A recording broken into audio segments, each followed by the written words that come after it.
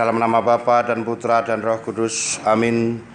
Terima kasih ya Tuhan, pada hari ini kami bisa Kau bangunkan dengan semangat yang baru, sehingga pada hari ini kami dapat menikmati rahmat yang Kau berikan kepada kami, yaitu napas kehidupan kami.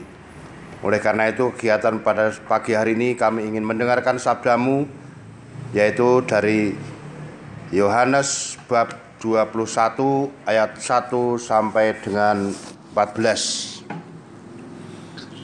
Yesus mengambil roti dan memberikannya kepada para murid, demikian juga ikan. Sesudah bangkit dari antara orang mati, Yesus menampakkan diri kepada murid-muridnya di pantai Danau Tiberias. Ia menampakkan diri sebagai berikut. Di pantai itu berkumpul Simon Petrus, Thomas yang disebut Didimus, Natanael dari Kana yang di Galilea, anak-anak Zebedeus, dan 2 orang murid Yesus yang lain. Kata Simon Petrus kepada mereka, "Aku pergi menangkap ikan." Kata mereka kepadanya, "Kami pergi juga dengan engkau." Mereka berangkat lalu naik ke perahu, tetapi malam itu mereka tidak menangkap apa-apa. Ketika hari mulai siang, Yesus berdiri di pantai, akan tetapi murid-murid itu tidak tahu bahwa itu adalah Yesus. Kata Yesus kepada mereka, "Hai anak-anak, adakah kamu mempunyai lauk pauk?" Jawab mereka, "Tidak ada." Maka kata Yesus kepada mereka, "Tebarkanlah jalamu di sebelah kanan perahu, maka kamu akan peroleh." Lalu mereka menebarkannya, dan mereka tidak dapat menariknya lagi karena banyaknya ikan. Maka murid yang dikasihi Yesus berkata kepada Petrus, "Itu Tuhan." Ketika Petrus mendengar bahwa itu adalah Tuhan, ia mengenakan pakaiannya, sebab ia tidak berpakaian, lalu terjun ke dalam danau. Murid-murid yang lain datang dengan perahu karena mereka tidak jauh dari darat, hanya kira-kira 200 hasta saja. Dan mereka menghela jala yang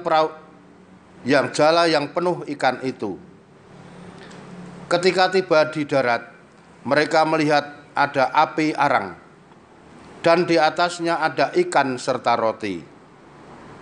Kata Yesus kepada mereka, "Bawalah beberapa ikan yang baru kamu tangkap itu." Simon Petrus naik ke perahu, lalu menghela jala itu ke darat, penuh ikan-ikan besar, 153 ekor banyaknya. Dan sungguh pun banyak itu ikannya, jala tidak koyak. Kata Yesus kepada mereka, "Marilah dan sarapanlah." Tidak ada di antara murid-murid itu yang berani bertanya kepadanya, "Siapakah engkau?" Sebab mereka tahu bahwa ia adalah Tuhan. Yesus maju ke depan, mengambil roti, dan memberikannya kepada mereka. Demikian juga ikan itu. Itulah hari ketiga kalinya Yesus menampakkan diri kepada murid-muridnya sesudah ia bangkit dari antara orang mati. Demikianlah sabda Tuhan. Bapak Ibu yang terkasih, menurut Dr. Robert Clinton, seorang pemimpin rohani adalah seorang yang mendapatkan kemampuan dari Allah dan tanggung jawab yang juga berasal dari Allah untuk memengaruhi sekelompok tertentu umat Allah menuju tujuan yang ditetapkan Allah untuk kelompok tersebut. Definisi ini cocok untuk diterapkan pada Petrus, pemimpin para rasul. Yesus mendirikan gerejanya bukan sebagai satu kelompok manusia yang masing-masing mengatur dirinya sendiri, melainkan satu kelompok yang mempunyai pimpinan. Karena itu, Yesus memilih 12 rasul sebagai pimpinan gereja. dan salah satu dari mereka dipilih Yesus menjadi ketuanya. Dia adalah Simon yang diberi julukan Petrus, artinya batu karang. Kitab Perjanjian Baru dengan jelas menampilkan kedudukan Petrus sebagai kepala dewan para rasul. Dalam daftar nama para rasul, nama Petrus selalu disebut di tempat pertama. Dalam banyak peristiwa, Petrus tampil mewakili teman-temannya.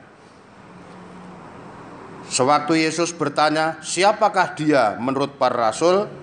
Petrus tampil sebagai juru bicara. Kepadanya Yesus menyerahkan kunci kerajaan surga dan mengangkatnya menjadi dasar yang kokoh bagi gerejanya. Ketika banyak pengikut Yesus meninggalkan dia karena tidak bisa menerima ajarannya, Petrus mewakili yang lain berkata, "Tuhan, kepada siapakah kami akan pergi? Perkataanmu adalah perkataan hidup yang kekal." Dia juga yang harus meneguhkan iman saudara-saudaranya. Menurut kesaksian para penulis Kristen kuno, Petrus adalah uskup gereja Roma yang mendapatkan penghormatan khusus dari pemimpin-pemimpin gereja lokal lainnya. Kepemimpinan Petrus nampak dalam Kisah Rasul hari ini. Dia ada bersama dengan 6 rasul lainnya. Jadi ada 7 rasul yang melambangkan seluruh gereja, karena angka 7 adalah angka simbol untuk kegenapan.